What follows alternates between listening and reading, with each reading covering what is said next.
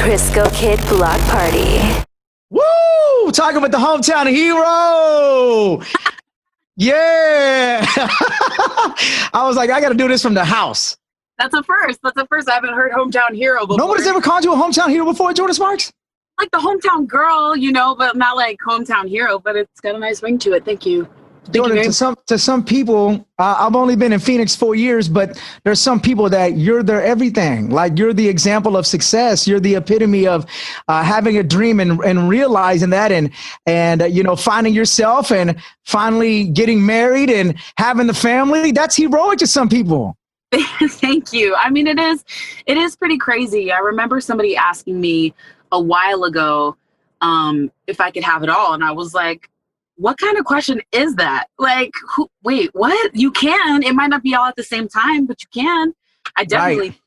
So I'm really grateful for the things that I've gone through because I've definitely been through the ringer in this industry. But at the same time, like all of that I had to go through to get to this point and get to the freedom and being able to have full control to create what I want to create. So it was worth it because this now, I feel like I'm coasting. It's just so nice. Yeah, so let's talk about that because it's been a minute since you put out a full project, and this weekend is a big weekend for you because Sounds Like Me is out everywhere. Yes, it is out everywhere now, and I am just because I really wanted to do a show throughout all of this and the putting the EP out and trying to figure out promo and all that, and it's just like now everything is so different. Like promo is just so different. I'm grateful to be talking to you. I can't wait until we can do shows again, Right.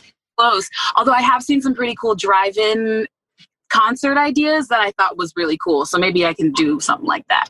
You got to make something happen. So just to talk about Sounds Like Me.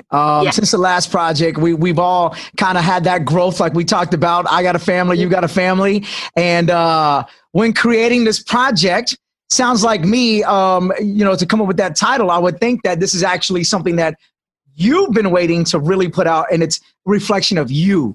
Yes. I love that you caught that from that. Because it kind of can be like a play on words, like sounds like me, like sounds that are like me, and then it sounds like me, like it really sounds like me. And I was being not hounded, but there was a lot of pressure to come up with the title because that's not an easy thing to come up with, really. And I was sitting listening down to some of the mixes that we had, and I was sitting across from my husband. We were like, it was, DJ was asleep. We were sitting, we were chilling, we were watching our show and, listening to the music. And I was listening to it and I went, wow, that really sounds like me. And I just kind of had that epiphany moment and paused and looked at Dana and I was like, I got it. And I teared up, not going to lie, because it was just a big moment for me. And I just was like, wow, these songs really sound like me. Like each one really has a piece of who I am in it and a piece of like what I grew up listening to. And I know it's 6 songs, so I had to it was only 6 because I really wanted to do like a ton, but I just wanted to give like a good little snapshot of really where I am, like the place in my life. I'm really happy. Things are really good. It's really nice to have a project that doesn't have emotional trauma connected to it. You know what I mean? Yeah. So it's been really fun to just be listening to this. And honestly, I'm really excited that it's now out there and I don't have any more control over it, because as an artist, music can always be changed. You can always do something else. You can always add more. You can always finesse it or re-sing it. And so now that it's out there and I can't do anything about it, it's actually kind of a relief. So I'm happy. I'm really, really happy. And I hope that people can feel that in this project. Yeah. Well, you know what? So far, I've only seen the visuals for Red Sangria. The lead single at the project. I've seen some of the memes. I've seen some of the TikTok dancing, some of the challenges. And they were like, hey, that's right. That's the mom dance right there. All the moms can do this now. And other people are like, yo, she's having fun. She looks like she's loving life. She's got her boo, her man up in the video instead of choosing another actor to take the place. It's like Jordin is happy. And I think that's most important here. Thank you. And that's how I feel. I mean, people are going to say what they are going to say regardless. For me, I know that dancing is not it's not my number one thing. You give me a microphone and I know that I got it. But I wanted to step outside of my comfort zone. We have the time You have the time to do it. And I just wanted to have fun with my friends, my husband, all of our friends, and just good people. And it was so much fun. We had such a blast. And like, somebody commented on the, so there's sweat stains, right? And I was like, I could get frustrated over this, but at the same time, I actually kept them in on purpose because it was a warehouse club. And we were all sweating our butts off. Sweater warehouse, yeah. And we were all really dancing. And so we were all really sweating. I was like, that's real life. Like, we be sweating up in the club, okay? So don't get mad at me that there are sweat stains. You know you got sweat stains too when you're dancing. But yeah, I had a blast. I wanted to put out something fun. Oh, hold on. I'm right here. I got you. You got me. There you go. I wanted to put out something fun. And at the same time, I know that we can't all go and have like this big party. But at the same time, I was like, I want people to be able to listen to this song and be transported, to like, whether it's the time before, that's what I like to call it. Whether it's that or it's just outside of the four walls we've been stuck in. I just wanted to be able to transport people with it. And I know it's completely different. It's definitely something that people don't normally hear me do. But it was so much fun to do. And as soon as I heard that track, I knew I had to have it. Yeah. So I'm like all about having fun and just trying new things. We got to. That's where I am at the moment. Yeah. Yeah, we got to. Well, look, let's jump into the single now. Jordin Sparks. I love you guys. This is your girl's new song. This is called Red Sangria. Turn it up and let's jam. This week, American Idol kicks off again. Now, I know you were part of a different American Idol, a different company, different judges, but the experience, nevertheless, is part of your journey and part of the reason why we're such big fans of you and your music here. This year's season, or the filming, the audition process has already started. This week, we've had auditions happening across the country. Mm-hmm. Do you think the American Idol that is happening now, especially being the real virtual aspect of it, is this going to make it easier to find the next American Idol, or is it going to make it harder because sometimes things don't translate that well on Zoom or whatever it may be? It's tricky because I personally, when I'm listening for artists who are amazing, just, if I'm hearing new music or I see somebody new or I am watching Idol, I close my eyes and I listen to the voice first. So for me, it's not necessarily visual, although I know that on Idol, they're looking for the entire package. So I think it depends on how they're listening to it, first of all. And then I think in terms of the stage fright, you can really tell through the phone if somebody really wants to be on it, right? Like you can tell if people enjoy being on the phone. You can tell if people really enjoy having a camera in their face. And for Idol, that was definitely a key thing, whether it's virtual or it's on the stage. Those cameras are in your face regardless. So it's being comfortable with the camera at this point, I think, is something that they need to get comfortable with. And then when they figure out how to get on the stage, hopefully in the meantime, while it's virtual, there are people who are encouraging them and helping develop them in that way. Because there's a lot of people who are like, this could be my shot, who might not have ever been able to physically drive to an audition anyway.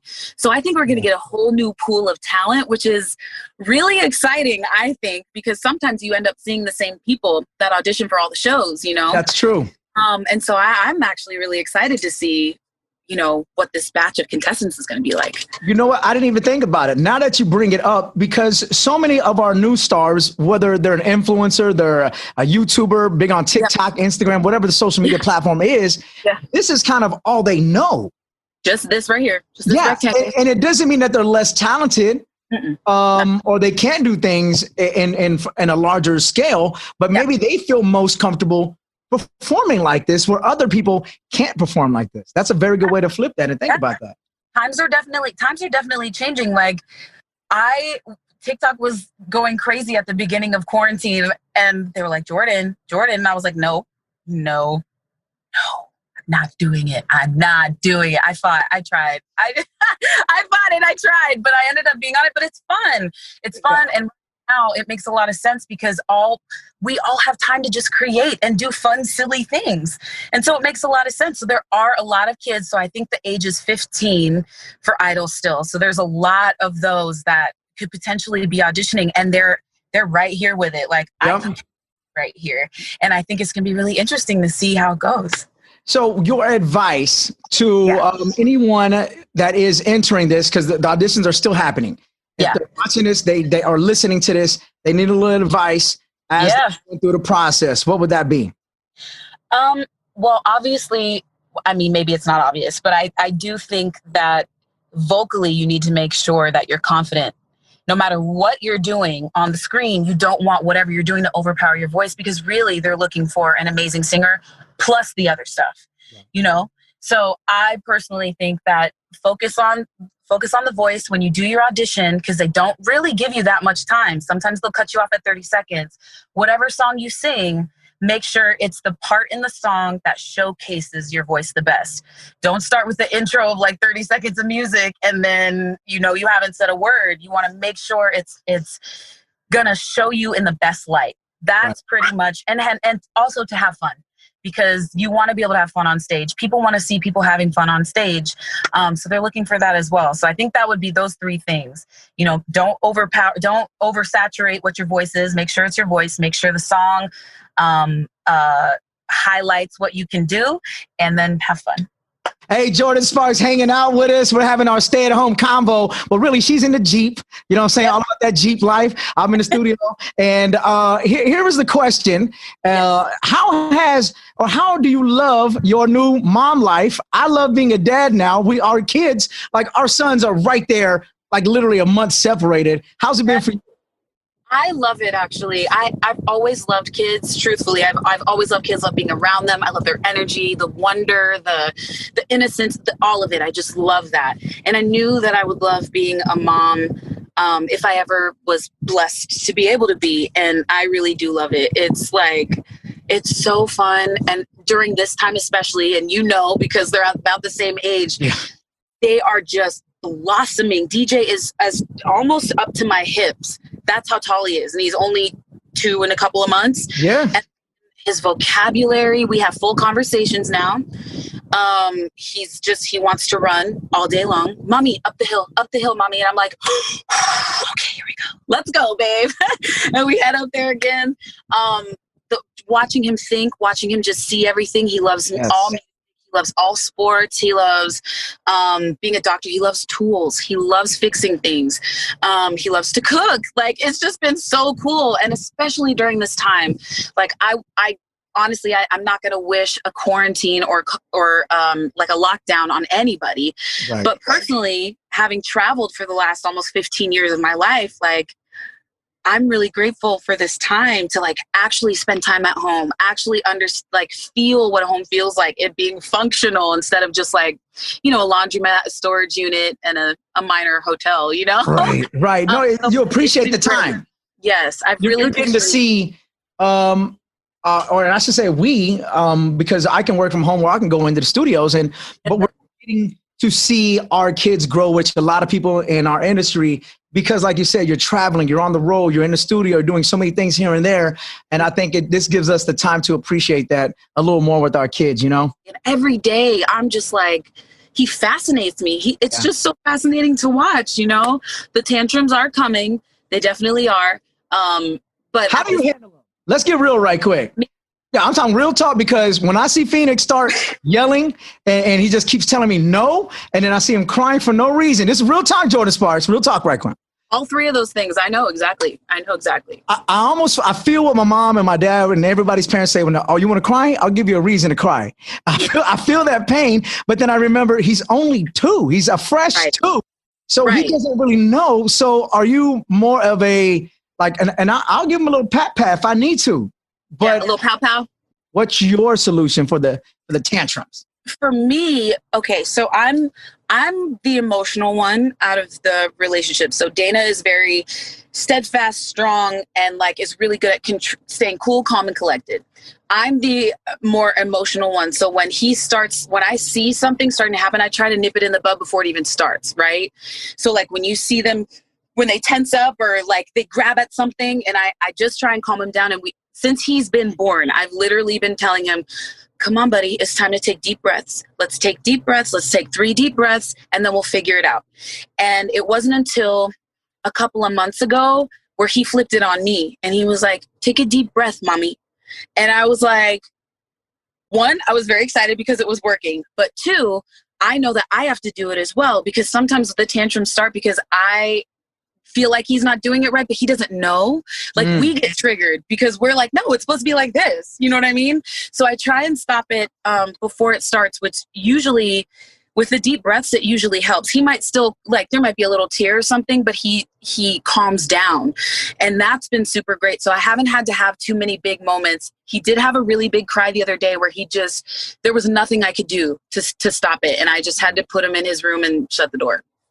That was like, I just had to let him do his thing. He tore out the clothes in his little closet. He went in. You know, he did the thing, but he was after, and he had the little sniffles, and I came back and I was like, are you okay? And he was like, hey, mommy. I was like, okay, let's take these deep breaths. We got this. Let's do it. You're like a motherhood Jedi. Oh, me? Yeah.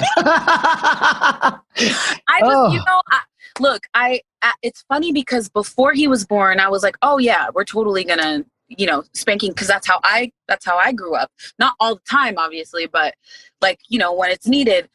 And then he was born. It is so hard. It is so hard for me. I'm the one that it's hard for. Like, and he hasn't had like a major spanking yet, but he knows what pow pows means. I'm like, do I need to give you pow pows? And he's like, nope, mommy, I'm good. Yeah. No, I just say spank. Yeah. DJ knows pow pows is like what he does not want to deal with. So everybody has their own parenting. It's you know best. It's your child. You know what I mean? That's like my philosophy on it, Jordin, thank you so much for checking in this afternoon. Red Sangria, the single is out now. Actually, you can get the whole project. Sounds Like Me. Yep. Let's do it one more time. You cool with that? Hey, you guys, it's your girl, Jordin Sparks, and this is my new single, Red Sangria. Enjoy. They be saying that I'm booed up, saying that I switch the mood up. Simmer down, baby, cool up. Stay drippin', I be jeweled up.